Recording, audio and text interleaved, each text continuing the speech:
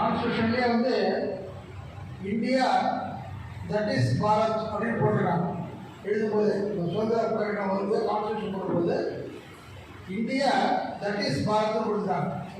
பாரத்தை மட்டும் கொடுத்தாலே அந்த பேர் நடிச்சு போயிருந்துருக்கும். ஆனால் ஆங்கிலேயனுடைய ஒரு ஆதிக்கத்தினால அந்த பேர் அப்படியே வந்துருச்சு. அதை வந்து நம்ம வந்து பாரதம் யூஸ் பண்ணுறோம். ஆனால் பாரதம்னு சொல்லும்போது ஒரு மரியாதை இருக்கும். இந்தியா சொல்ல அதோட அரசியல் ரீதியான ஒரு மரியாதை இருக்கும். அந்த மாதிரியான ஒரு அமைப்பில் ரெண்டு பேருமே வந்து அங்கீகரிக்கப்பட்ட கைகள் தான் சொல்லலாம். பாரதியங்கிறது நம்முடைய நாட்டை குறிக்கிறது. கிராகட்ங்கிறது கன்சூமர், நுகர்வோர்னு சொல்கிறோம். ஆனால் வந்து கிராகட்னு சொல்ல வார்த்தையே வந்து நம்ம தமிழில் நிறைய முறை நம்ம உபயோகப்படுத்திட்டு இருக்கோம். காலையில் வியாபாரம் ஆகிட்டு என்னப்பா ஒரு கிராக்கி கூட வளர்ப்பா அப்படின்னு சொல்லுவோம்.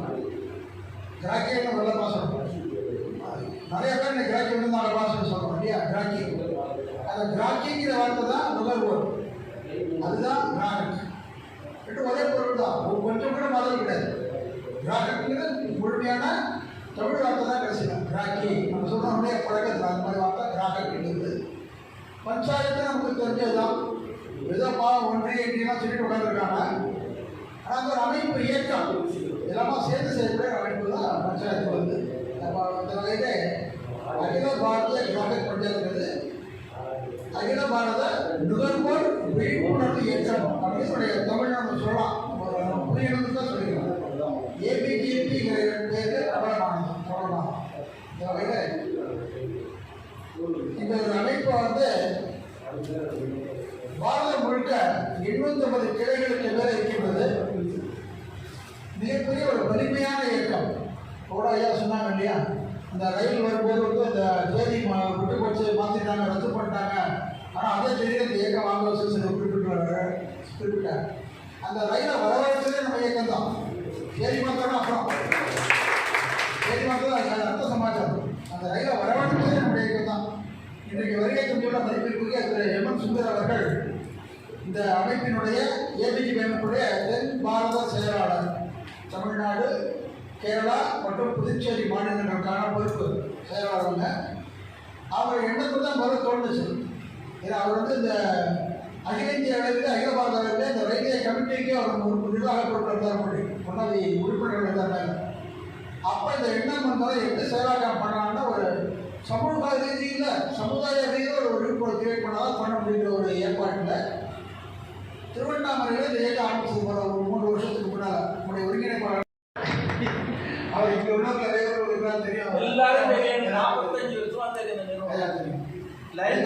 இந்தியாவிலே திருவண்ணாமலை அமைப்புடைய ஒரு பலமான ஒரு உறுப்பினர், நமக்கு பலம் வாய்ந்த உறுப்பினர் இருக்காரு. அந்த வகையிலே திருவண்ணாமலையிலே ஒரு 1 லட்சம் அந்த நிகழ்ச்சி ஆரம்பித்த அன்னைக்கு அதிகமாக சரி சார் அப்படின்னு சொல்லி மதுசூதன் எடுத்து வந்தாரு. சரி உங்களுக்கு ஒருங்கிணைப்பாளர் முதல்ல 3 கூட்டம் போடுறோம். 3 கூட்டம் போட்டு கொடுத்தா நம்ம பாலாஜி சார் நிறைய மெம்பர்ஸ் உட்காந்து ஒரு நாள் நம்ம டிஸ்கஸ் பண்ணி இன்னும் மெம்பர்ஸ் யார் யார் சேர்க்கணும் சேர்த்து 25 மெம்பரும் 30 மெம்பரும் சேர்த்து நம்ம இந்த கூட்டத்தை நிறைவு பண்ணி ஐயா வாயிலாக டெல்லி சதனோடு சென்று நமக்கு போடுவதில் 3 ரயில் நிற்க வைக்க ஏற்பாடு பண்ணி சிறப்பாக செஞ்சு கொடுக்கும்படி தாயுடன் உங்களுடைய சார்பாகவும் என்னுடைய சார்பாகவும் கேட்டுக்கொண்டு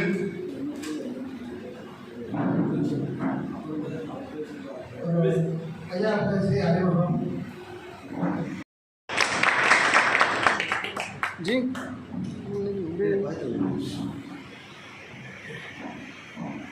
ஒரு செகண்ட் ஓகே. ஊடகவியலாளர், நல்ல சுறுசுறுப்பான இளைஞர். அவர் தான் மாஸ்டர் ஆஃப் இன்ஜினியரிங் எம்இ முடித்தவர். முடிச்சுட்டு இந்த துறையில் பணி செய்கிறார். ஆலோசகர் நிறைய செய்யப்படுகிறது.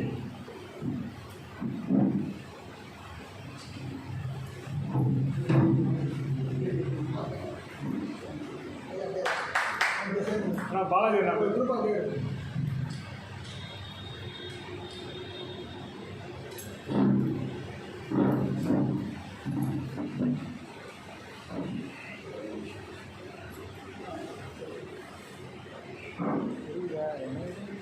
सतगुरु साहिब महाराज की जी।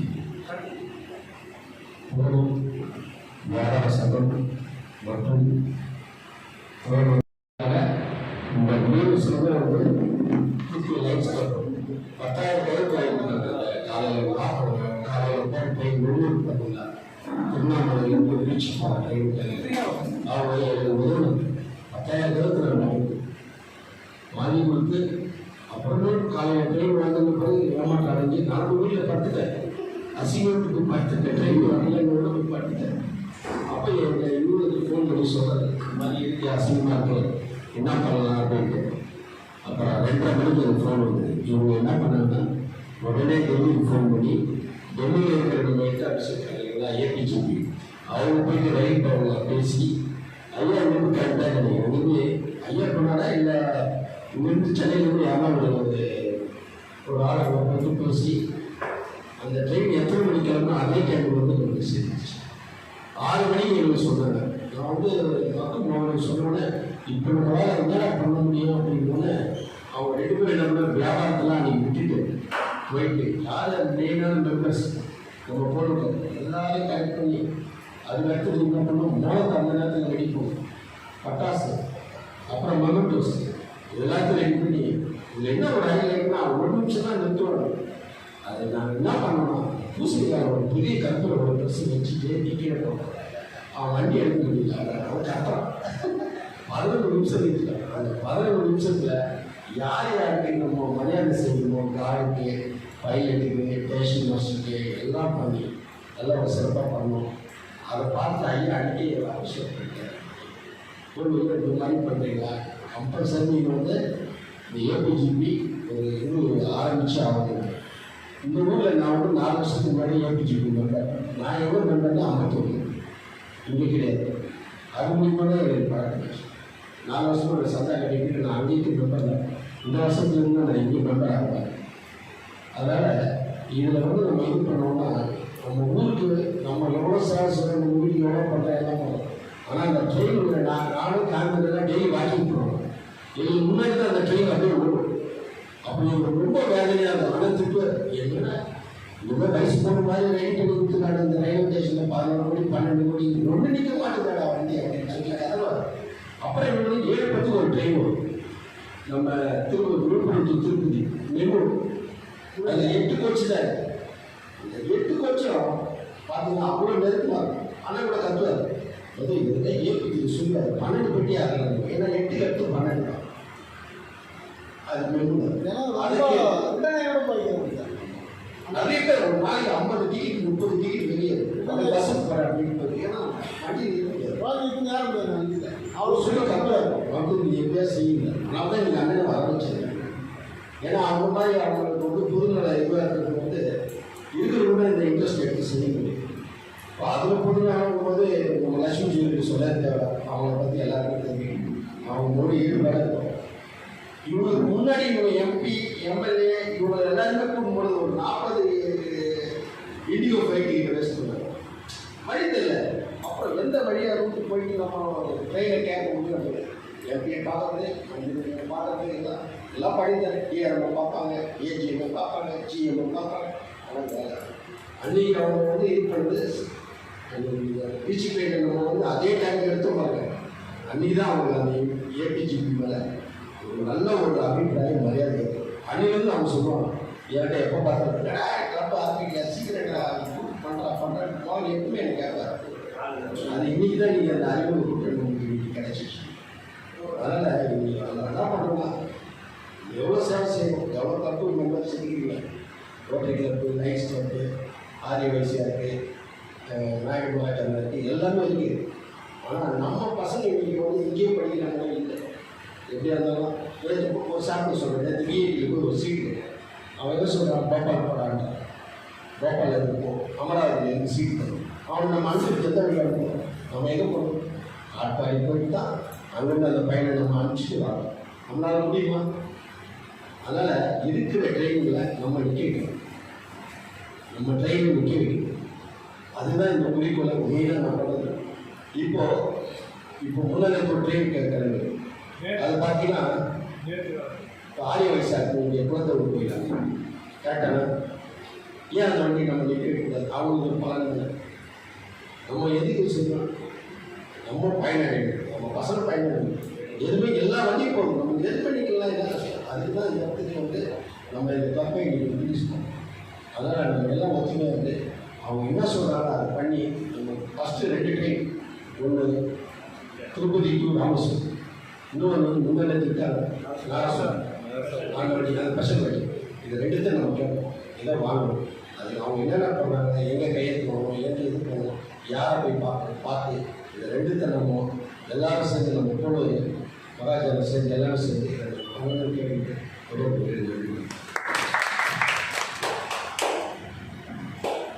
ஐயாவுடைய சிறப்புரை.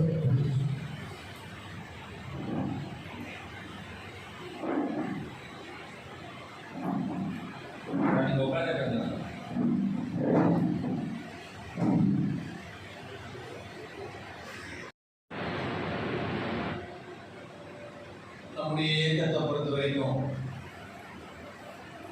இது ஒரு குடும்ப உறவு மாதிரி வளர்கின்ற ஒரு அமைப்பு.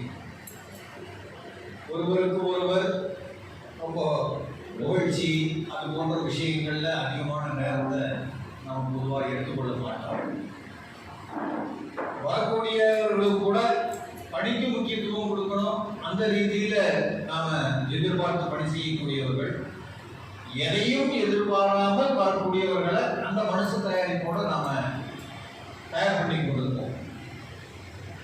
அதனால அவர்களே இவர்களே என்று சொல்லக்கூடிய வார்த்தைகள் அதிகமாக நம்முடைய அமைப்புல இருக்காது.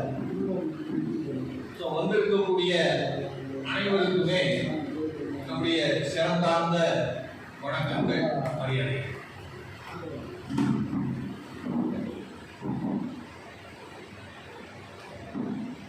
நாம இன்றைக்கு வந்திருக்கக்கூடிய இந்த அமைப்பு அகில பாரதிய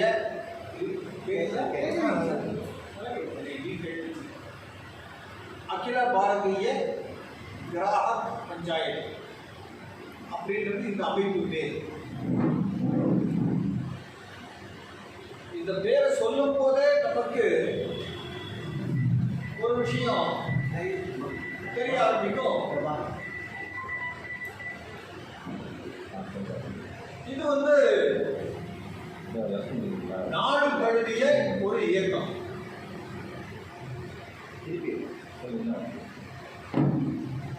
நாட்டினுடைய எல்லா மாநிலங்களிலும்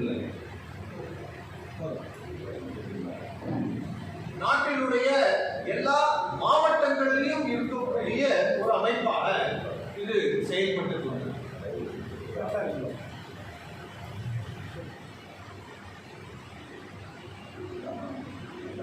ஆகவே நம் நாட்டினுடைய ஒரு தேசிய மொழியாக இருக்கக்கூடிய மொழியை நாம பயன்படுத்தி இந்த அமைப்பினுடைய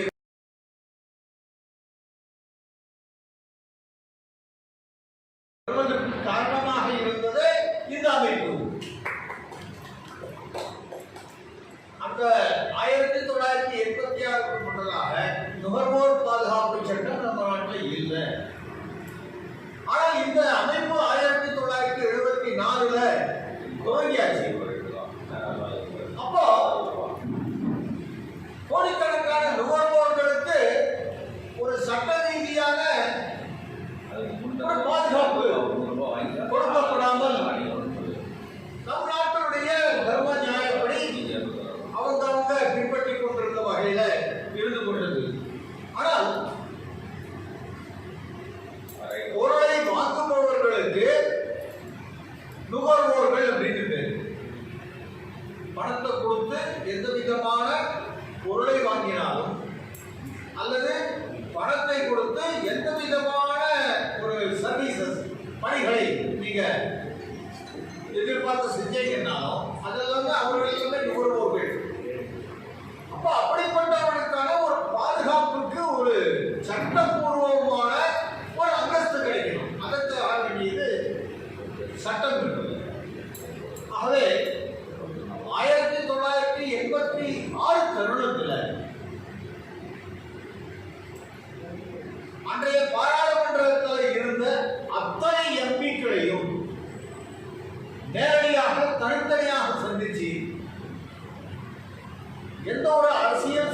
மட்டும் இல்லாமல் எல்லாரையும் சந்திச்சு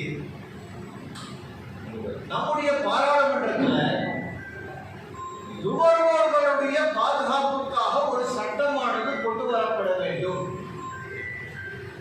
அப்படிப்பட்ட ஒரு சட்டத்தை கொண்டு வரும்போது சட்டத்தை யார் ப்ரொபோஸ் பண்றாங்க அந்த மாதிரி எல்லாம் நீங்க அதை பிரிச்சு பார்த்தாங்க.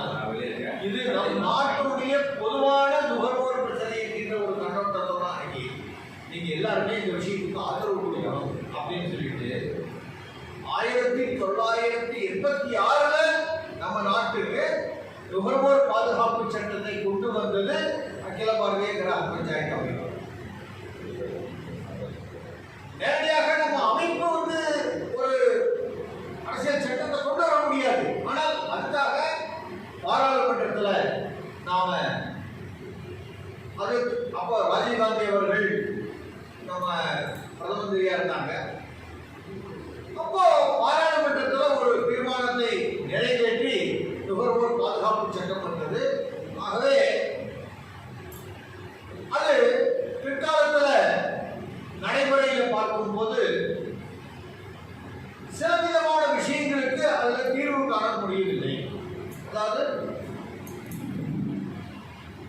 அமைப்பில் முதல்ல இந்த சட்டத்தை கொண்டு வந்த போது இருந்த சில விதமான பிரச்சனைகள் பின்னாடி வரக்கூடியதை தீர்க்க முடியும். குறிப்பாக 1986 காலகட்டங்களில் இங்க கம்ப்யூட்டர் கிடையாது, செல்போன்லாம் கிடையாது. ஆகவே இந்த ஆன்லைன் வர்த்தகம் என்பது கிடையவே கிடையாது. இன்னைக்கு இருக்கிற மாதிரி பணம் டிரான்சாக்சன்ஸ் எதுவும் கிடையாது.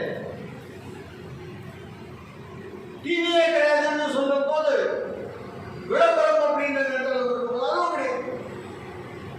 ஆனா அதற்கு பிறகு பார்த்தோம்னா அதனுடைய தாக்கங்கள் அதிகமாகி அந்த மாதிரி இருக்கக்கூடிய ஒரு விளம்பரங்கள் மூலியமாக வரக்கூடிய பாதிப்பு அதிகமாச்சு. உதாரணமாக சில விதமான பொருட்கள் விற்பனைக்காக விபரீதமான வகையிலையும் கூட விமர்சனங்கள் அல்லது விளம்பரங்கள்லாம் பண்றதுனால பாதிப்புகள் சமுதாயத்தில் அதிகமாக போச்சு. நீங்க இந்த கிரீமை தரவினீங்கன்னா உடனே பழிச்சு பிரமாதமாயிடுவீங்க. இந்த விதமான பொருட்களை நீங்க சாப்பிட்டீங்கன்னா உடனடியாக வெள்ளியாக வாங்கிடுவாங்க. உருவத்தை வந்து நல்ல நல்ல உடற்கட்டு உங்களுக்கு வரும் அப்படிங்கும். இப்படியெல்லாம் சொல்லும் போது அதுக்கு ஒரு வரையறைகள் அப்படின்னு ஒண்ணு இல்லாம அவங்க என்ன அவங்களுக்கு எந்த நடிகர் பெயர்களோ அவங்களை வைத்துக் கொண்டு இந்த மாதிரி விளம்பரங்கள் எல்லாம் பண்ணலாம் அப்படின்ற ஒரு நிலைமை இருந்துச்சு. ஆமா, அப்போ இதுக்கு ஒரு வரையறை இல்லாத ஒரு நிலைமை. இத 1986 இருந்த சட்டம் கையாளுவதற்கு அதில் இடமில்லை. அதே மாதிரி ஆன்லைன் வர்த்தகம் இன்னைக்கு சாதாரணமான கிராமங்களில் கூட வீட்டில் இருக்கபடியா ஒன்றுல ஒரு பெரிய குங்குத்து வருந்தா கூட டக்குனு ஆர்டர் பண்றாங்க, வீட்டுக்கு வந்து சேருது. அப்போ அந்த மாதிரி பல்வேறு விதமான பொருட்களை ஆர்டர் பண்ணும் போது வந்து சேரக்கூடிய பொருள் நாம் எதிர்பார்த்த பொருளாக இருக்கிறது இல்லை. டெலிவரி பண்ணிட்டு அவங்க போயிடுறாங்க. ஆனா பார்த்தா உள்ள பொருள் நாம கேட்ட பொருள் இருக்கிறது இல்லை. நாம போய் கடையில் வாங்கினோம்னா கடைக்காரன் நமக்கு தெரியும், வாங்கினது தெரியும், பில் இருக்கையில கேட்கலாம். ஆனா ஆன்லைன்ல வரும்போது யார்கிட்ட போய் கேட்கறது? இதுக்கு இந்த பிரச்சனைக்கு தீர்வு இல்லாத வருது. ஆகவே இது போன்ற மக்கள் சந்திக்கக்கூடிய பிரச்சனைகளுக்கு தவறான விளம்பரங்கள் அதுல நடிகர்கள் யாராவது நடிச்சாங்கன்னா நீங்க 3 நாளுக்குள்ளார கூட இந்த பத்திரிகைகள்லாம் அவருக்கு வாங்கினா அவங்களுக்கு ஃபைன் பண்ணப்படும். அப்படிப்பட்ட ஒரு சட்டத்தில் ஒரு மாற்றத்தை கொண்டு வந்து அந்த 1986க்கு பிறகு மறுபடியும் அந்த சட்டத்தில் ஒரு மாற்றத்தை கொண்டு வந்து 2019 இருந்து ஒரு புதிய நுகர்வோர் பாதுகாப்பு சட்டமானது இப்ப அமலாக்கமாயிருக்கு.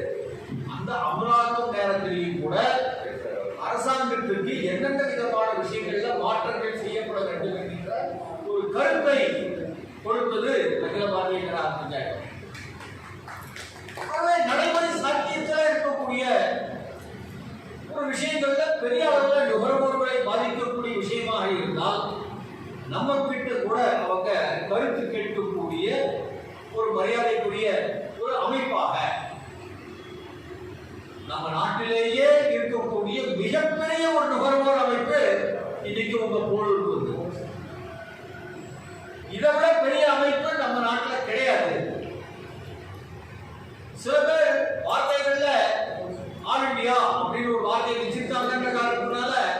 பெரிய அமைப்பு நினைக்க வேண்டாம்.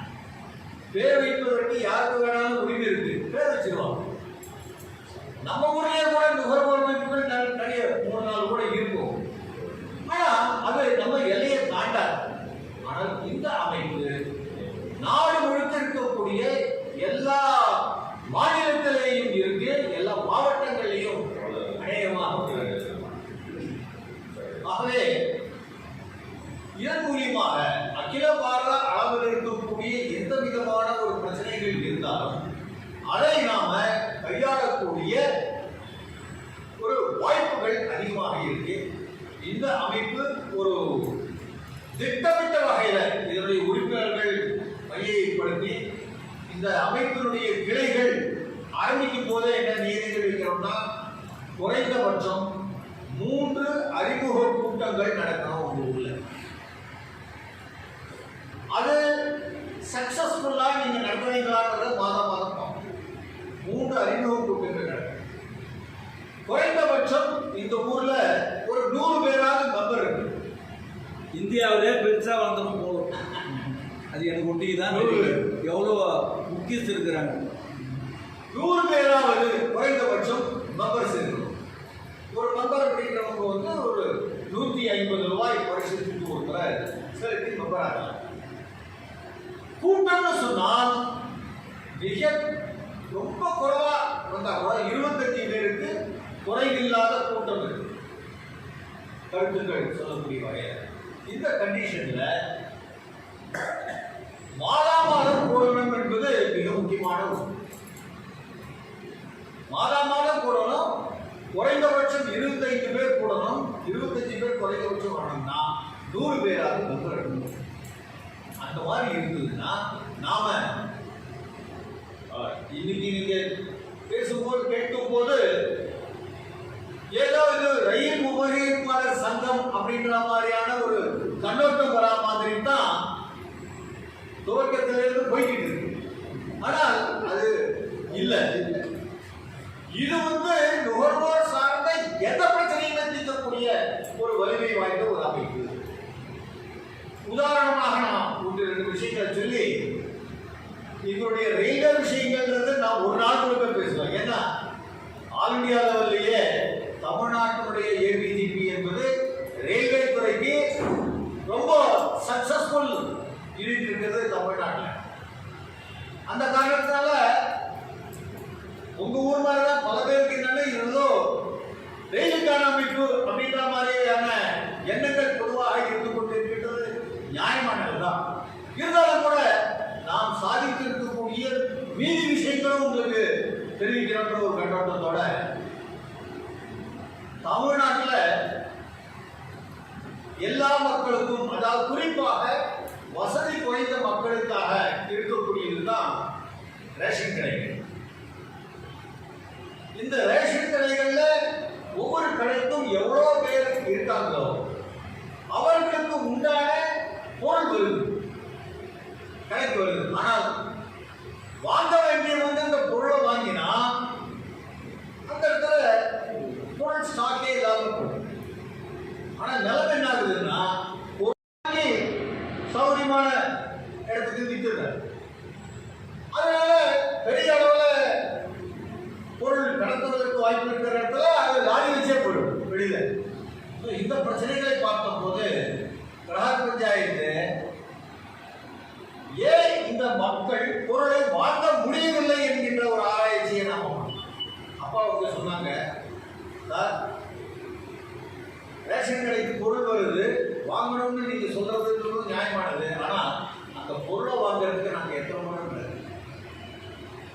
நாங்க போகும்போதெல்லாம் அந்த பொருள் இல்லை இல்லை, அல்லது நாங்க போய் கிட்ட போய் வாங்கணும்னு நினைக்கும் போது பார்த்தா தரம் இல்லை. சரி இன்னைக்கு வாங்க வேண்டாம், இன்னொரு நாள் போய் வாங்கலாம் அப்படின்னு நினைச்சோம்னா அதுக்கு நாங்க ஒரு நாள் லீவ் போட வேண்டியிருக்கு. எங்களுடைய ஒரு நாள் சம்பாத்தியத்தை விட்டாதான் பொருளை வாங்க முடியும்னு சொல்லும் போது எதுக்குறாரு அப்படின்ற மாதிரி நாங்கள் விட்டுடுறோம். அப்படின்னா இந்த பிரச்சனையை அகில பாரதிய கிராம பஞ்சாயத்து கையில் எடுத்து நாடு முழுக்க, இந்த தமிழ்நாடு முழுக்க இருக்கக்கூடிய ரேஷன் கடைகள் சாதாரணமான மக்களும் கூட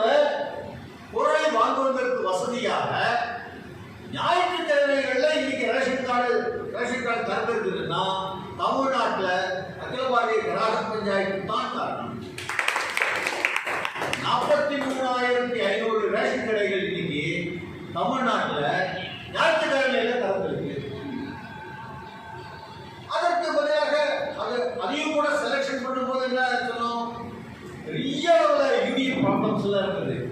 எல்லாரும் ஞாயிற்றுக்கிழமைக்காக லீவ் கொடுக்கும் போது எங்களுக்கு மட்டும் அது கிடையாதா? நாங்க அன்னைக்கு வசூல் பண்ணக்கூடிய பொருளை கொண்டு போய் நாங்க எங்க போய் ட்ரெஷரியில போடுவோம். அந்த பொருள் அந்த பணம் காணாம போச்சுன்னா அன்னைக்கு யார் கொடுக்குது? எப்படியான விஷயங்கள்லாம் பெரிய வாதங்கள்லாம் வந்த பிறகு சரி அவர்களுக்கும் ஒரு விட்டு கொடுக்கக்கூடிய ஒரு மனப்பான்மையில மாசத்துல ஒரு 4 ஞாயிற்றுக்கிழமை வருதுன்னா முதல் 2 ஞாயிற்றுக்கிழமை அதாவது மக்களுடைய கையில காசு இருக்கக்கூடிய ஒரு தருணம். அந்த 2 நாளை கடையை திறப்போம் அப்படின்ற அளவுல முடிவு பண்ணி வச்சு அகில பாரதிய கிராம பஞ்சாயத்து இந்த விஷயத்துக்காக அப்ப இருந்த ஜெயலலிதா அவர்கள்கிட்ட முதலமைச்சர் கிட்ட நாம எந்த மனுவை கொடுத்தோமோ நாம் கொடுத்த மனுவில் இருந்த வாசகங்களே அப்படியே பழிக்கப்பட்டு சட்டசபையில இனிமேல் இந்த தமிழ்நாட்டில் முதல் 2 ஞாயிற்றுக்கிழமைகளில் ரேஷன் கடை செயல்படும். அதற்கு பதிலாக வெள்ளிக்கிழமைகள்ல அதை போடணும் அப்படின்னு சொல்லி மாற்றி அமைக்கிறது. ஆகவே மிகப்பெரிய ஒரு சாதாரணமான அடித்தள மக்களுக்கு ஒரு பயன்படக்கூடிய வகையில் ஒரு பெரிய மாற்றத்தை கொண்டு வந்தார். 2வது விதமான விஷயம், ஒவ்வொரு சாதாரணமான மனிதனுக்கும் கொடுக்கப்பட்டிருக்கக்கூடிய ரைட் ஃபார் இன்ஃபர்மேஷன், RTI அப்படின்னு சொல்றாங்க. Right for information act. நம்மை ஆளக்கூடிய 2 விதமான அரசாங்கங்கள் இருக்கு. ஒன்று மத்திய அரசாங்கம், 2வது இருக்கிறது மாநில அரசாங்கம். மத்தியில் இருக்கக்கூடிய அரசாங்கம் மாநில அரசாங்கத்தை விட பன்மடங்கு பெருசு. பல மாநிலங்களை சேர்த்து அவங்க ஆளுகின்றாங்கன்னு சொல்லும் போது ஒவ்வொரு விஷயத்தையும் அமலாக்கம் பண்ணும் போது அவர்களுக்கு நேரக்கூடிய பிரச்சனைகள் ஏராளமாக இருக்கும். ஆனால் 2005ஆம் வருஷத்திலேயே நம்ம நாட்டுடைய ஆளுடைய மத்திய அரசாங்கத்துல தகவல் அறியும் உரிமை சட்டம் என்கின்றத அதன் மூலியமாக, அதாவது இந்த தகவல் அறிவு உரிமை சட்டம் என்ன, நம்ம ஊர்ல இருக்கக்கூடிய பொதுநல பணிகள் போன்ற விஷயங்கள் பொதுமக்கள் எல்லாருக்குமே தெரிந்திருக்கக்கூடிய வாய்ப்புள்ள விஷயங்கள். அதாவது உங்க ஊர்ல ஒரு ரோடு போடுறாங்க, போட்ட ரோடு 6 மாசத்திலேயே அரிச்சு போய் அது போட்ட வடிவே தெரியாம மேலும் வண்டி ஓடுது. போட்டதுக்கு போடாமையே இருந்திருக்கலாம் அப்படின்னு நமக்கு மனசுல போடுது. அப்போ மனசுல நமக்கு கேள்வி எழுது, எவனா இந்த ரோடு போட்டான் அப்படின்னு நமக்கு கேள்வி வருது. உங்களுக்கு அந்த கேள்வி மனசுல வந்தா யார்கிட்ட போய் கேட்கறது? அதுக்கு உங்களுக்கு உரிமை இருக்கு. பொதுமக்களுடைய செலவினத்தை பயன்படுத்தி பணத்தை பயன்படுத்தி சில செயல்பாடுகள் நடந்ததுன்னா அதனால வரக்கூடிய பாதிப்புகளுக்கு யார் காரணம்? அப்போ இந்த ரோடு எந்த வருஷத்துல எந்த மாசத்துல போட்டாங்க, எந்த கான்ட்ராக்டர் போட்டார், அவருக்கு கொடுக்கப்பட்ட விதிமுறைகள் என்ன, இந்த ரோடு எவ்வளவு காலகட்டம் தாங்கணும்னு அவருக்கு குறிப்பு கொடுத்துருக்கீங்க, அதாவது என்னென்ன கலவைகள் மிக்ஸ் பண்ணணும், இது போன்ற விவரங்கள் எல்லாமே கேட்பதற்கான உரிமை இங்க இருக்கக்கூடிய எல்லாருக்குமே இருக்கு. அதுக்கு நீங்க எவ்வளவு செலவு பண்ணணும் தெரியுமா? 10 ரூபாய் தான். 10 ரூபாய் செலவு பண்ணி நீங்க உங்களுடைய கேள்விகளை 2005ஆம் வருஷத்தினுடைய இந்த RTI சட்டப்படி நான் கேட்கிறேன் அப்படின்னு ஒரு வார்த்தையை குறிப்பிட்டு நீங்க கேட்டீங்கன்னா 1 மாசத்துல உங்களுக்கு பதில் வரணும். இந்த ஒரு விஷயத்தையும் கூட இதுவரைக்கும் மக்கள் அதற்கு உரிய அலுவலகங்களுக்கு போய் கொடுத்து அதுக்கு ஒரு சான்று வாங்கிக்கிட்டு வந்து அதுக்கப்புறம் நீங்க பதில் எதிர்பார்க்கலாம்னு சொன்னது. ஆனால் இன்னைக்கு இருக்கக்கூடிய காலகட்டங்களில் நவீன காலகட்டம், புதியவர்கள் கூட தன்னுடைய இடத்துல இருந்து இதுக்காக நேரத்தை நீங்க செலவு பண்ணி ஒன்றும் அலைய வேண்டாம் அப்படின்னு சொல்லி மத்திய அரசாங்கம் இருக்கிற இடத்துல இருந்து ஆன்லைன்ல பண்ணுங்க அப்படின்ற ஒரு வசதியை ஏற்படுத்தி கொடுத்தாங்க. நம்ம வீட்டிலேயே இருக்கக்கூடிய கம்ப்யூட்டர் மூலியமாக நீங்க இந்த விதமான கேள்விகளை நீங்க கேட்பதற்கான அதிகாரம் உங்களுக்கு கொடுத்துருக்காங்க. ஆனால் இந்த அதிகாரம் பல மாநிலங்களுக்கு வந்துடுச்சு, தமிழ்நாட்டில் இல்லை. இந்த விஷயத்தை கடந்த ஒரு 8 வருஷத்துக்கு முன்னதாக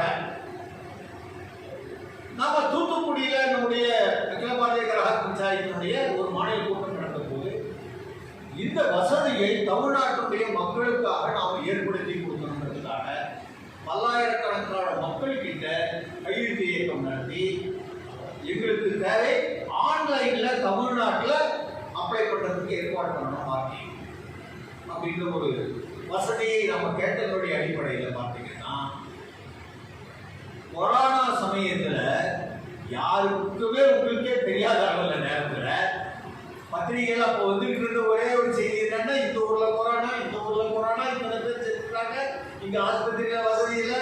இதுதான் பத்திரிகைகள செய்திகள் அதிகமா இருந்தது. ஏன்னா வர்த்தக நடவடிக்கைகளே நம்ம நாட்டில் இல்லாமல் இருக்க போது ஒரு சின்ன ஒரு பேராகிராஃப், அதுவும் கூட எல்லா பத்திரிகைகளும் கிடையாது,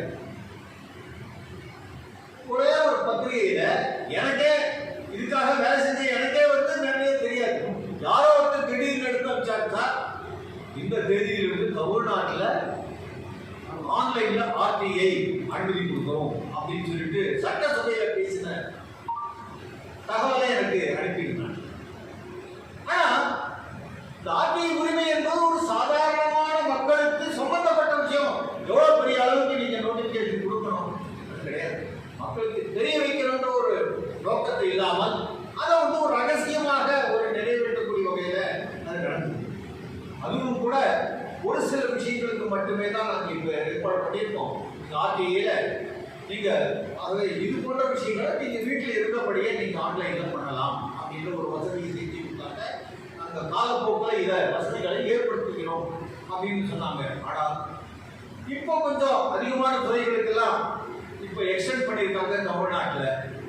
ஆகவே இந்த ஆன்லைன் மூலியமாக அரசு அலுவலகங்களுக்கே போகாம, அரசு அலுவலகங்களுக்கே நீங்க போகாமையே கூட தபால ரிஜிஸ்டர்ட் போஸ்ட்ல கூட நீங்க சில சமயத்தில் நான் ஆர்டிஐ அனுப்பியிருக்கேன் அப்படின்னு சொல்லலாம்.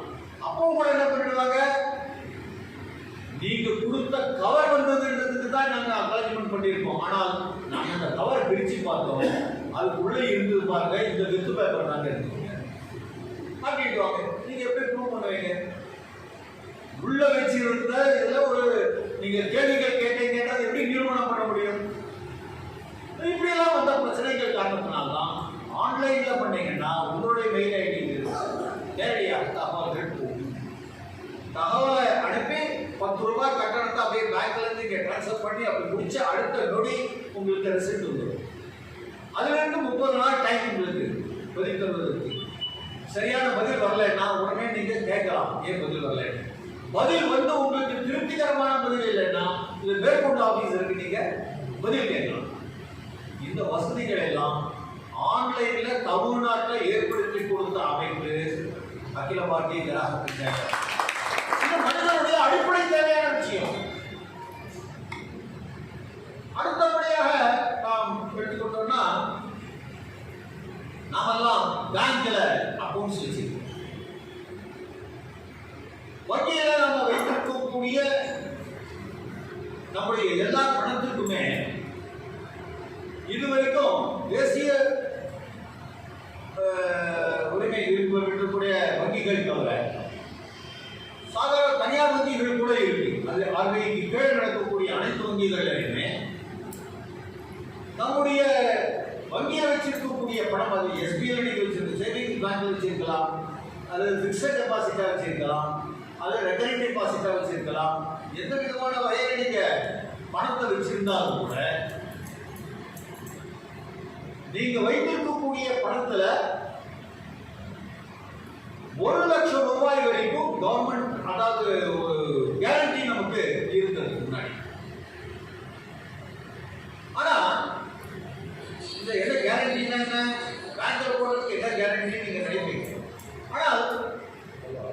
பின்னாடி இருக்கக்கூடிய காலகட்டங்களில் பல்வேறு விதமான கடன்களை கோஆபரேட்டிவ் பேங்க் எல்லாம் கொடுத்து, கோஆபரேட்டிவ் பேங்க் என்பது அரசியல் சார்புடைய மக்களை உள்ள கொண்டு வந்து அது மூலியமா நடக்கிறது. ஆகவே எந்த அரசியல் கட்சி வந்து ஆளுதோ அவங்கெல்லாம் அவங்களுக்கு தேவையானவங்களுக்கெல்லாம் கொடுத்துட்டு நீ பணத்தை கட்ட வேண்டாம்னு அவங்களுக்கு ஒரு குறிப்பு கொடுத்துருக்கோம்.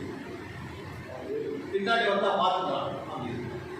கடைசியில பேங்க் மூழ்கி போகுது, போட்ட பணம் நமக்கு திருப்பி வரதில்லை. அப்ப அந்த மாதிரி இருக்கும்போது பணத்தை போடக்கூடிய மக்களுக்கு இனிமே பேங்க்ல பணத்தை போடலாமா வேணாம், இந்த ஒரு எண்ணம் வந்துடுது. இப்படிப்பட்ட ஒரு மனசுல கவலை வரும்போது பேங்க்லயே பணம் போட வேண்டாம் அப்படின்ற ஒரு எண்ணம் வருது. அப்போ மக்களுக்கு அந்த அச்சமுடன் இருக்கிற காரணத்தினால நாம் நம்முடைய அகில பாரதிய கிராம பஞ்சாயத்து அமைப்பு மூலியமாக இந்த மத்திய அரசாங்கத்துக்கு நிதி நிர்வாகத்துக்கு ஒரு கோரிக்கை கொடுத்திருந்தோம். நீங்க வங்கியில் இருக்கக்கூடிய மக்களுடைய பணத்துக்கான உத்தரவாதம் 1 லட்சம் ரூபாய் மட்டும் வச்சிருக்கீங்க. அதாவது நீங்க எவ்வளவு பணத்தை நீங்க பேங்க்ல வச்சிருந்தாலும் சரி, இந்த வங்கி திவால் ஆனால் நாங்க உங்களுக்கு 1 லட்சம் ரூபாய் வரைக்கும் பணத்தை திருப்பி கொடுக்கிறோம். நீங்க 2 லட்சம் பணம் கூட வச்சிருக்கலாம், ஆனால் உங்களுக்கு 1 லட்சம் ரூபாய் திருப்பி கொடுக்கிறோம் உத்தரவாதம் அப்படின்றதுக்கு அவங்க அதுக்காக ஒரு இன்சூரன்ஸ் பணம் நம்முடைய டெபாசிட்டுக்காக ஒரு பணம் கட்டுறாங்க. நம்முடைய அகில பாரதிய கிராம பஞ்சாயத்து என்ன பண்ணிச்சுன்னா, நீங்க இந்த திட்டத்தை கொண்டு வந்த காலத்துல 1 லட்சம் என்பது பெரிய தொகை. ஆனால் இன்னைக்கு சாதாரணமான கிராம மக்கள் கூட இந்த 1 லட்சம் என்பதுல ஒரு கல்யாணத்தை பண்ண முடியுமா? அவங்க வீட்டுல ஏதாவது நல்ல காரியங்கள் நடக்கணும்னா, சுப விசேஷங்கள் நடக்கணும், நல்ல வீட்டுல படிப்புக்காக பசங்களுக்காக பணத்தை சேர்க்கணும், திருமணத்துக்காக சேர்க்கணும்னு சொன்னா இந்த 1 லட்சம் ஒரு பாதுகாப்பு என்று போதாது. அவை இதை அதிகரிக்க வேண்டும் என்கின்ற ஒரு கோரிக்கையை நம்முடைய அமைப்பு அகில பாரத கூட்டத்தில் நம்ம எழுப்பினுடைய காரணத்தினால இது 5 மடங்கு அதிகமாக்கப்பட்டு இன்னைக்கு நீங்க வங்கியில போடக்கூடிய எந்த விதமான ரூபத்தில் இருக்கக்கூடிய தொகைக்கும் நீங்க வங்கியில கண்ணை மூடிக்கிட்டு வங்கியில பணத்தை போடலாம்.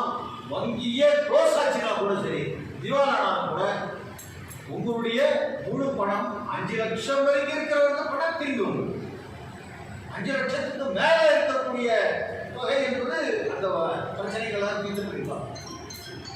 ஆனால் 5 லட்சம் வரைக்கும் திரும்பி வருவதற்கான உத்தரவாதம் நாம 1 லட்சத்திலிருந்து 5 மடங்கு அதிகரித்து கொடுத்த அமைப்பு தான் இந்த அமைப்பு. அதே மாதிரி உங்களுக்கு இந்த சாலைகள்லாம் போடுறாங்க தமிழ்நாட்டில். இந்த சாலைகள்லாம் போடும்போது இப்போ இந்த இறையந்தோ அவர்கள் நம்முடைய முதன்மை செயலாளராக இருந்து செயல்பட்ட போது அவர் பொறுப்பு ஏற்றவுடனே ஒரு ஆர்டரை போட்டார். என்ன போட்டார் அப்படின்னு சொன்னா, அந்த ஆர்டர் போட வைத்த அமைப்பு இல்லை. நம்முடைய ஊர்கள் எல்லாம் புது புது சாலைகள் போடுறோம். அந்த சாலைகள் போடும்போது ஏற்கனவே இருக்கக்கூடிய சாலைகளை சீரமைக்கக்கூடிய வகையில அந்த ஏற்கனவே இருந்ததெல்லாம் நீங்க தோண்டி எடுத்துட்டு அதுக்கப்புறம் அந்த எந்த காரணம் கொண்டும் மேலும் உயராமல் அதோடைய ஹைட் எப்பவுமே அதிகமாக கூடாது. ஏற்கனவே என்ன ஹைட் இருந்ததோ அந்த ஹைட்டா இருக்கணும், அதுக்கு மேல வரக்கூடாது. காரணம் என்ன? இந்த அளவுக்கு ஹைட்ல ரோடு வந்துச்சுன்னு சொன்னா மழைகள் வரும்போது அந்த தண்ணி ஓட ஆரம்பிக்கும். ஓட ஆரம்பிக்கும் போது நீங்க ரோடை நீங்க உயர்த்திக்கிட்டே போனீங்கன்னா ஒரு காலத்துல கட்டின 20 வருஷம் முன்னாடி கட்டின வீடுகள்லாம் பக்கத்துல இருக்கு, கட்டடங்கள்லாம் இருக்கு, அந்த தண்ணிகள்லாம் அந்த வீட்டுக்குள்ளார போயிடுது. எவ்வளவுதான் கணக்கு பண்ணி மேல உயர்த்திக்கிட்டே கட்ட முடியும் வீடுகள்லாம், நிறுவனங்கள் எல்லாம். ஆகவே இனி வரக்கூடிய எந்த விதமான சாலைகளும் கூட முழுமையாக கொத்திட்டு அதை அப்புறம் தான் போடணும். எந்த காரணம் கொண்டும் சாலைகளுடைய உயரமானது உயர்த்தப்படக்கூடாது அப்படின்ற ஒரு ஆர்டரை போட வச்சது இந்த அமைப்பு. நம்முடைய கூட்டங்கள்ல பல மக்கள் அனுபவிச்சதுடைய பிரச்சனைகளை நாம முதன்மையாக கொண்டு அதை நாம செஞ்சோம். இப்படி நான் ஏன் இந்த விஷயங்கள்லாம் உங்களுக்கு குறிப்பா சொல்லிக்கிட்டு இருக்கேன்னு சொன்னா, இது ஏதோ ரயில் உபயோகிப்பாளர் சங்கம் மட்டும் இல்லை. சென்னையில 8 விதமான பஸ் சர்வீஸ் ஓடிக்கிட்டு இருக்குது. நமக்கே புரியல, எந்த பஸ்ல போனா எவ்வளவு சார்ஜ் வாங்குறாங்கன்னு தெரியல. பச்சை போர்டு வண்டி இருக்கும், மஞ்சள் போர்டுல வண்டி இருக்குது, ரெட் போர்டு வண்டி இருக்கும், அப்போ டீலக்ஸ்னு ஒரு வண்டி, ஏசின்னு ஒரு வண்டி. நமக்கே தலைக்கு சிக்கிற மாதிரி இருக்கும். ஆனா மெட்ராஸ்ன்றது ஒரு பெரிய மாநிலத்தினுடைய மிகப்பெரிய சென்டர். பல மொழிக்காரங்க வராங்க. அவங்களுக்கெல்லாம் இதுல என்ன மாற்றத்தோட வண்டிகள் போடுறதுன்னு என்ன தெரியும்? அப்போ அந்த மாதிரி இருக்கும் போது காலையில போக நம்ம ஊருடைய தொழிலாளி, கட்டட தொழிலாளி போன்றவர்கள் எல்லாம் கையில ஒரு 50 ரூபாய் பஸ் சார்ஜுக்கு தானே, மற்றபடி சாப்பாடுலாம் கையில பண்ண மாட்டாங்க. போக்குவரத்துக்கு உண்டான பஸ் சார்ஜ் தானே சொல்லிட்டு ஒரு 50 ரூபாய் கையில வச்சுக்கிட்டு போனாங்கன்னா, காலையில போயிட்டு அந்த ரூட் பஸ்ல போகும்போது அதுக்கு 15 ரூபாய் டிக்கெட் இருக்கு, கொடுத்து போயிடுவான். வரும்போது பார்த்தா அதே கலர் பஸ், அதே நம்பர், திருப்பி வரும்போது பார்த்தா ஏன்னா கூட 25 ரூபாய் போகும். இந்த பஸ் தான் நீ தானே கண்டக்டரா இருக்க, காலையில் எப்படி போனேன் பாத்தியா பஸ்ஸை போர்டு கலர் போர்டு மாற்றிட்டு பாத்தியா? போர்டுல மாதிரி இருக்கு, பஸ் ஒன்றும் மாறல, அதே இடத்துல தான் இருந்து போய்கிட்டு இருக்கு. இருந்தாலும் கூட போர்டு பார்த்தா அதுக்கு தகுந்த மாதிரியான சார்ஜஸ் இருக்குது. இதுக்கு 8 விதமான சர்வீஸ் இருக்குது. இதை மாற்றி சென்னை நகரத்தில் 4 விதமான சர்வீஸ் கொண்டு வந்த அமைப்பு அகில பாரதிய ஜனதா. நாங்கள் 3ன்னு கேட்டோம், ஆனால் அரசாங்கத்தில் அவங்க வந்து அவருடைய பிரச்சனைகளை சொல்லி நாங்கள் 4ஆக அப்படின்னு சொல்லி. இன்னைக்கு தெருவுகளெல்லாம் பார்க்கும்போது முன்னாடிலாம் வந்து தெருவுடைய பேர் மட்டுமே ஒரு நேரத்தாளர் போர்டு இருக்கிறத பார்க்கலாம். இன்னைக்கு பார்த்தீங்கன்னா தெருவுடைய பேர் இருக்கு, அந்த நகராட்சியில அது எந்த மண்டலம், எந்த வட்டம் போன்ற விஷயங்கள்ல மாநகராட்சி பகுதிகளில் இருக்கிறது பார்க்கலாம். இந்த மாற்றத்தை ஏற்படுத்தியது அகில பாரதிய கிராம பஞ்சாயத்து அமைப்பு. சைதை துரைசாமி இருந்தபோது சென்னை நகரத்தில் அவர் போய் சந்தித்து, நாங்க கம்ப்ளைண்ட்ஸ் கொடுக்கும் போது நீங்க எங்க கிட்ட கேள்வி கேட்குறீங்க, இது துரைசாமி ரோடுன்னு நீங்க ஒரு வார்த்தை நாங்க சொன்னோம்னா எங்க எந்த துரைசாமி ரோடுன்னு திருப்பி எங்க கேட்குறீங்க. நீங்களே வந்து அந்த ரோடு போர்டை வைக்கும் போது அது எந்த பகுதி, எத்தனாவது மண்டலம், வட்டம், இது எந்த வார்டு, இது போன்ற விஷயங்களை நீங்க உங்களுடைய போர்டிலே குறிப்பிட்டுட்டீங்கன்னா எங்களுக்கு கேட்கறதுக்கு சௌகரியமா இருக்கும். நீங்க எங்களை ஏதோ வீட்டுக்கு சொந்தக்காரனா இருக்கிறவங்களுக்கு சில விஷயங்கள்லாம் தெரிஞ்சுக்கணுங்கிறது அவசியம். ஆனா குடியிருக்கிறவர்களுக்கு எல்லா விஷயத்தையும் தெரிஞ்சுக்கணும்னு அவசியம் இல்லை. அதனால இந்த தேவைப்படக்கூடிய விஷயங்களை நீங்க அந்த போர்ட்லயே நீங்க எழுதணும் அப்படின்ற ஒரு குறிப்பை நம்ம கேட்ட உடனே சைதை துரைசாமி அவர்கள் உடனடியாக நம்முடைய இதை இம்ப்ளிமெண்ட் பண்ணாங்க. இப்படி எங்கெல்லாம் வந்து லட்சக்கணக்கான மக்களுடைய பாதிக்கக்கூடிய பல்வேறு விதமான பிரச்சனைகள் இருக்கும், இப்படி அனைத்து விதமான பிரச்சனைகளுக்கும் தீர்வு காணக்கூடிய அமைப்பு இன்னைக்கு போடுவது நம்ம துவங்கியிருக்கோம். ஏதோ உங்களுடைய ரயில் பிரச்சனைக்கு மட்டுமே இல்லை, ரயில் மட்டுமே இல்லை, இதை விட பல மடங்கு பிரச்சனைகளை தீர்க்கக்கூடிய ஒரு ஆளுமை படைத்த ஒரு அமைப்பு அகில பாரதிய கிராம பஞ்சாயத்து. இருந்தாலும் கூட நான் முன்னாடி சொன்ன மாதிரி தமிழ்நாட்டினுடைய அகில பாரதிய கிராம பஞ்சாயத்து வந்து ஸ்பெஷலைஸ்ட் இன் ரயில்வே, இது ஆல் இந்தியாவிலே சொல்லியிருக்காங்க. இந்தியாவில் எந்த விதமான கேள்விகள் இருந்தாலும் ரயில்வே துறை தான் தமிழ்நாட்டுக்கு இருக்கு, அவங்க போய் சொல்லுவாங்க. அந்த மாதிரி ஒரு நல்ல பேர் வாங்கியிருக்கு. அந்த வகையில் பார்த்தோம்னா ஏற்கனவே உங்களுக்கு இந்த தகவலை சொன்னாங்க, திருவண்ணாமலைக்கு டீம் கொண்டு வந்த விஷயம் உண்மையாகவே அண்ணாமலையாருடைய ஒரு திருவிளையாடல் தான் நினைக்கிறாங்க.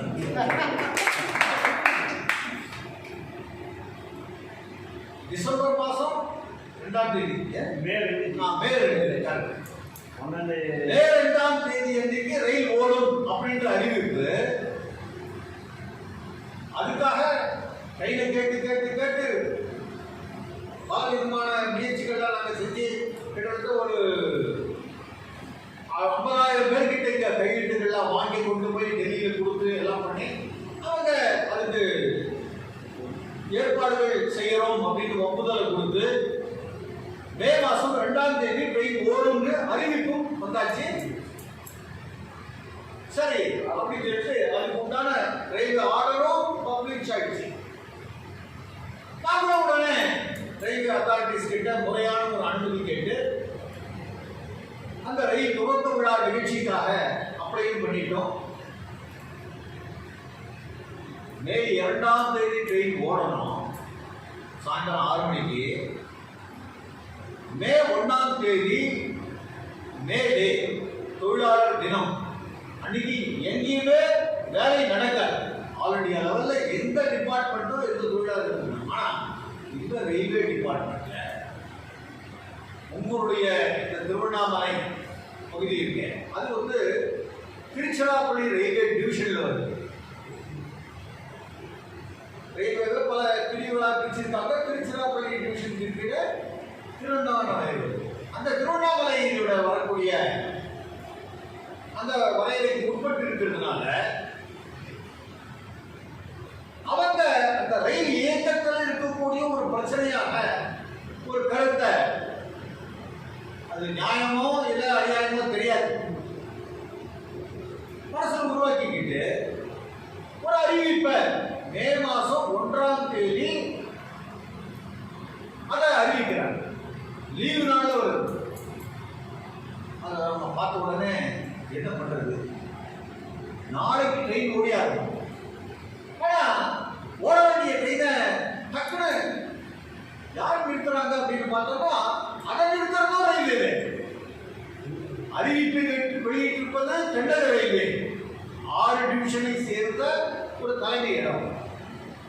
ஆனா திருவண்ணாமலை எதில் வருதுன்னா திருச்சி டிவிஷனுக்கு தேவை வருது. அதுக்கு உண்டான டிரைவர் ஏற்பாடு எல்லாம் பண்றது பொறுத்து திருவண்ணாமலை அந்த திருச்சி டிவிஷன் சேர்ந்தது. அங்கிருந்து ஒரு அறிவிப்பு வருது. அன்னைக்கு சாயந்தரம் வரக்கூடிய பத்திரிகையில பார்த்தா திருவண்ணாமலைக்கு ஓட இருந்த ரயில் ரத்து, நிரந்தரமாக. அது அந்த வார்த்தை வேற. இது வரைக்கும் அடுத்த அறிவிப்பு வரை அது ஓடாது அப்படின்னு போட்டாங்க. இந்த தகவல் கிடைச்ச உடனே எங்களுக்கு ரொம்ப என்னோட இவ்வளோ முயற்சி பண்ணி இந்த ட்ரெயின் ஓட போகுது. நாம ஒரு ரயில்வே விழாவை நடத்துவதற்கான அனுமதியோடு கூட நாம எல்லாம் ஏற்பாடு பண்ணிட்டோம். இந்த மாதிரி சூழ்நிலை இருக்கும்போது என்ன பண்றது, ராத்திரி 8 மணிக்கு மேல ஏபிஜிபி இந்த அகில பாரதிய கிராம பஞ்சாயத்தினுடைய மாநில நிர்வாக குழு இமிடியேட்டா கூடிடும். நாளைக்கு உடனடியாக முயற்சி எடுத்து நாம் சொன்ன நேரத்தில் அந்த ட்ரெயினை ஓட்டி இருக்கிற இடத்துக்கு முடிவெடுத்தோம். ஸோ அன்னைக்கு காலையில எப்படா அந்த கவர்மெண்ட் ஆஃபீஸ் நடக்கும்னு காத்திருந்து உடனடியாக காலைல 10 மணிக்கெல்லாம் ரெடியாக ஃபிட் பண்ணோம். 11 மணிக்கு ஜிஎம்ஐ போய் ஜெனரல் மேனேஜர் சதன் ரயில்வே போய் பார்ப்பதற்காக போனோம். அவர் ஆன் டூர் வெளியே போயிருக்காரு, பார்க்க முடியல. உடனே assistant general manager Kaushik Kishore இருக்காரு. அவர்கிட்ட போயிட்டு மனுவை கொடுக்கறதுக்காக போயிட்டு உடனே அந்த அவங்களுடைய கிளர்க்கு உட்கார வச்சுட்டு அந்த மனுவை மட்டும் உள்ள போயிட்டு கொடுத்துருக்காங்க. கொடுத்த உடனே உங்களை வெயிட் பண்ண சொல்லிட்டாங்க சார், சார் கூப்பிடுவாங்க அப்படின்னாங்க. அப்போ ஒரு 15 நிமிஷம் 20 நிமிஷம் ஆச்சு, முன்னே கூப்பிட மாட்டேங்கிறாங்களே அப்படின்னு திடீர்னு கூப்பிட்டு சார் ஒரு வர சொல்லியிருக்காங்க, உள்ள போய் உட்காந்து. உள்ள போய் உட்கார்ந்த உடனே அவர் சொன்னார், நான் சொல்ல ஆரம்பித்தேன், இந்த மாதிரி ஒரு கோரிக்கை மனுவோட வந்திருக்கோம், உங்களுக்கு என்ன விஷயத்தை சொல்லிட்டோம், எப்படி இருந்தால் கோரிக்கை மனுவோடு இருக்கும், இதை வாங்கிக்கோங்க அப்படின்னு சொன்னார். இங்கே கொடுக்கணுன்றதே அவசியமே இல்லாமல் நான் பண்ணிட்டேன். என்ன சார் சொல்கிறீங்க அப்படின்னு, நீங்கள் எதிர்பார்த்து வந்திருக்கீங்களோ அந்த ட்ரெயின் கேன்சல் சொல்லியிருக்கீங்க, அதெல்லாம் கிடையாது. ஆனால் இந்த அறிவிப்பு என்பதை இந்த அந்த ரயில் ஓடாதுன்ற அறிவிப்பு உங்க மூலியமா தான் எனக்கு தெரிஞ்சது. அவை டைமிங்கே தெரியாம இப்படி செயல்பாடு ஒன்று எங்க நிறுவனத்தில் நடந்திருக்கிறதுக்கு I am very sorry for that. நான் உடனே அந்த டிஆர்எம் கிட்ட பேசினேன். திட்டமிட்டபடி அந்த ரயில் அதே 6 மணிக்கு ஓடும். நான் அவரை சந்திக்கும் போது மணி 1 மணி லஞ்சுக்கு போன டைம் இருந்துச்சு. அவர் நீங்க கவலைப்படாதீங்க அப்படின்னு சொல்லிட்டு, இருந்தாலும் உங்களுக்கு ஒரு சந்தேகம் வந்துடும்ல அப்படின்னு சொல்லிட்டு உடனே டிஆர்எம் கூப்பிட்டார். ஃபோனில் கூப்பிட்டு ஸ்பீக்கரில் போட்டு, சார் இந்த திருவண்ணாமலை ட்ரெயின் இன்னைக்கு எப்படி எடுத்து வைக்கலாம் என்ன sir, as per schedule that will run அப்படின்னு டிஆர்எம் கேட்டுருக்காங்க. முதல்ல அதே டிஆர்எம் ஆஃபீஸில் இருந்தால் ரயில் ஓடாதுன்ற அறிவிப்பு கொடுத்தாங்க. ஸோ எங்களுக்கு பதில் 1 மணி அளவில் கிடைச்சது, இந்த வண்டி ஓடும் அப்படின்னு.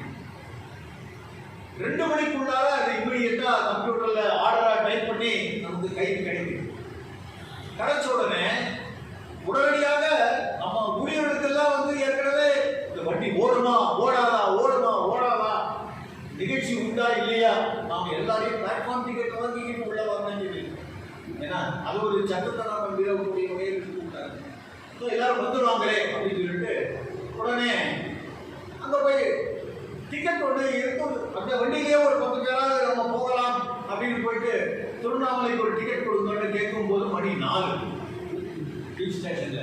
இது உங்க ரயில் தான் ஆமா, புதுசா இருக்குது. எங்களுக்கு வந்து ட்ரெயின் ஓடாதுன்னு அதுதான் சார் வந்துட்டு இது வரைக்கும். நீங்க ஒரு ஆர்டர் காட்டுங்க, அது எங்க ஆர்டர் தான் உடனே நீங்க கன்ஃபார்ம் பண்ணிக்கோங்க. ஸோ 4 மணி வரைக்கும் இந்த குழப்பம் நீடிக்கிறது.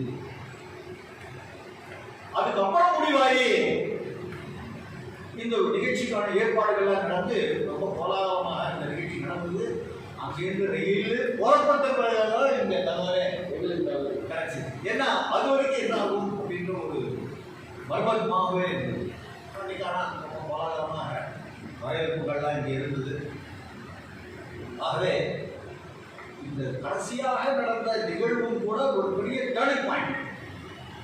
இதனுடைய விளைவாக என்ன பண்ணாங்கன்னா, யார் இந்த மாதிரி ஒரு ட்ரிக்ஸ் பண்ணியிருக்காங்களோ அதை கண்டுபிடிச்சு ஒரு 4 பேரை சஸ்பெண்ட் பண்ணாங்க.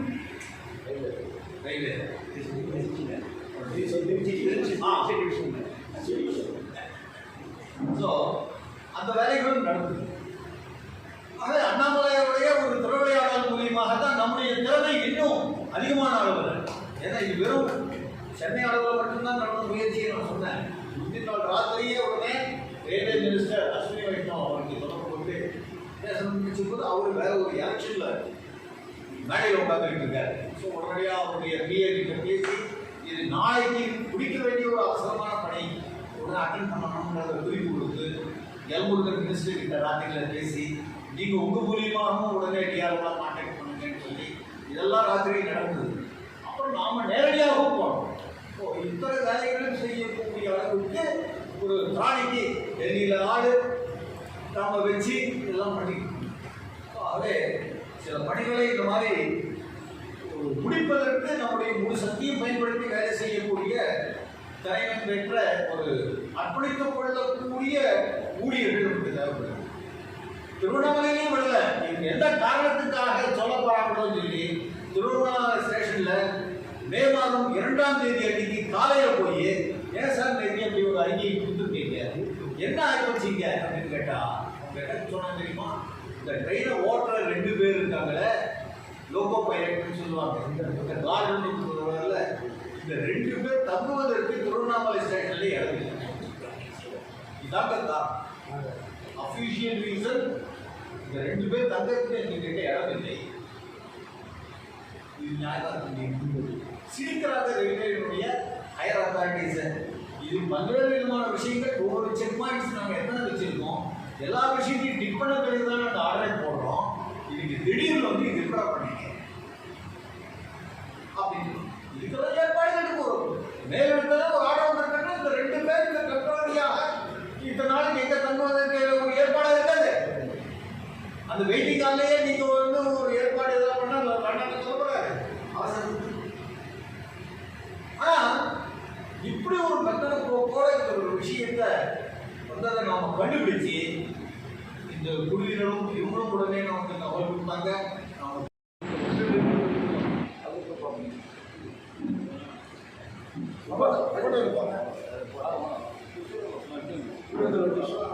எல்லாம் பின்னாடி போங்க. ஜி பின்னாடி போனீங்கன்னா தெரியும். முன்னாடி ஜி சார் பின்னாடி போகலாம் சார்.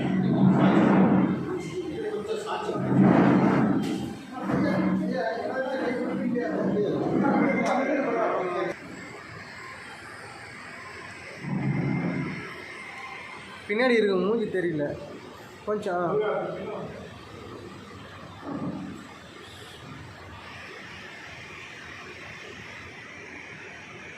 ரயில் நிலையத்தின் சார்பாகவும் ஒரு கோரிக்கையை வைக்கிறேன்.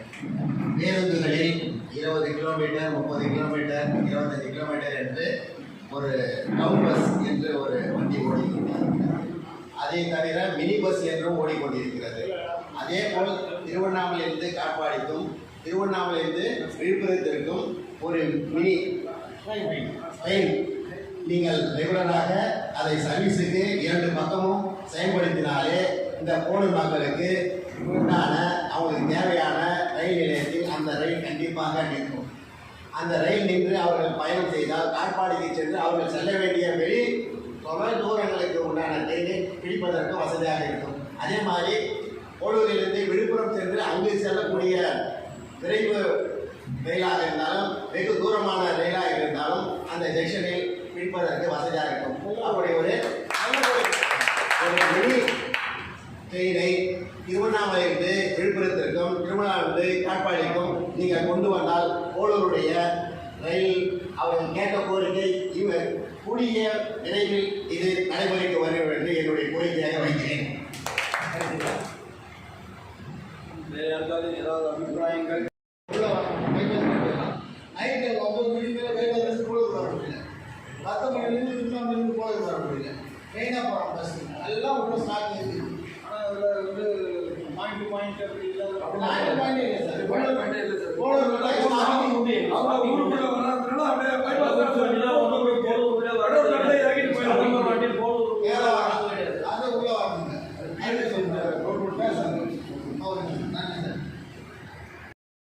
திருவண்ணாமலையிலேருந்து பெரியண்ணன் அவர் ஐயா அவர் 2 பேர் எல்லாம் வந்திருக்கிறாங்க. இந்த போலூர் மாநகரத்தினுடைய சில செய்திகளை சொல்ல நான் விரும்புகிறேன். இந்த போலூர் மாநகரத்தில் மாதம் நூற்றுக்கணக்கான நபர்களுக்கு கோயம்புத்தூர் அழைத்து சென்று கண் முக்கியமானது போலூர் மாநகரத்தில் இருக்கக்கூடிய முக்கியஸ்தர்கள் லைன்ஸ் கிளப்பில் இருக்கிறவங்களாம் சேர்ந்து மாதம் எங்கேயுமே கிடையாது, தமிழ்நாட்டில் நான் போகாத ஊர் கிடையாது, கண் தான் முக்கியம். சந்திரா கேட்கிறா சேர்ந்து இவங்க அதை நடத்துறாங்க. ஆகவே ஆஞ்சநேயர் சிலையாண்ட மாசம் பௌர்ணமிக்கு 1000 பேர் இவங்க தலைமையில் சாப்பாடு போடுறாங்க. நரிக்குன்று மலையில மாசம் 1000 பேருக்கு சாப்பாடு போடுறாங்க. இந்த அமைப்பானது 3 மாதத்தில் நீங்க நினைக்கிறபடி 5000 பேர் கூட எம்என்ஜி தெரிகிற மாதிரி அதிகாரம் சீராக எடுப்பா. அதான் அங்கே பாருங்க ஜி, சீராக அதிகாரம் பண்ணியா கண்டிப்பாக.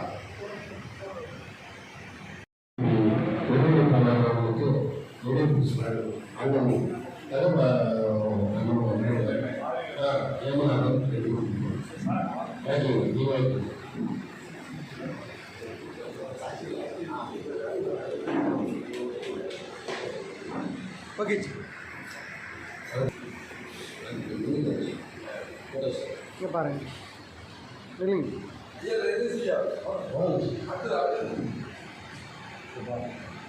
Okay G. என்னுடைய குரு இவரு குரு ஓகே ஜி.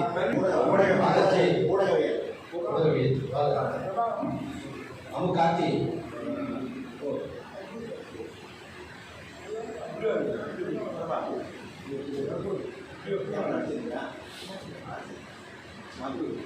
அப்படி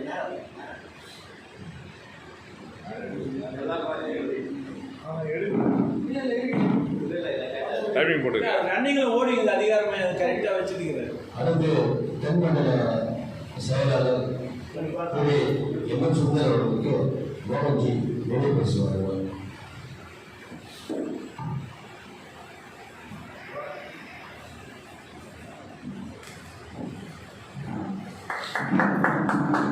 எல்லாம் பின்னாடி வாங்க. இந்த ஒப்பந்தம் தான் ஃபர்ஸ்ட் ஆரம்பிச்சது. மாசம் சூட்கேஸ் வரும். சார் நீங்கள் அப்படி பின்னாடி வாங்க. நீங்கள் போலையா?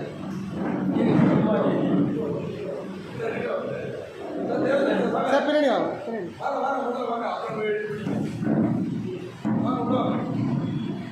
ஓகே, ஒரே நிமிஷம் பாருங்கள். 1 2 3 4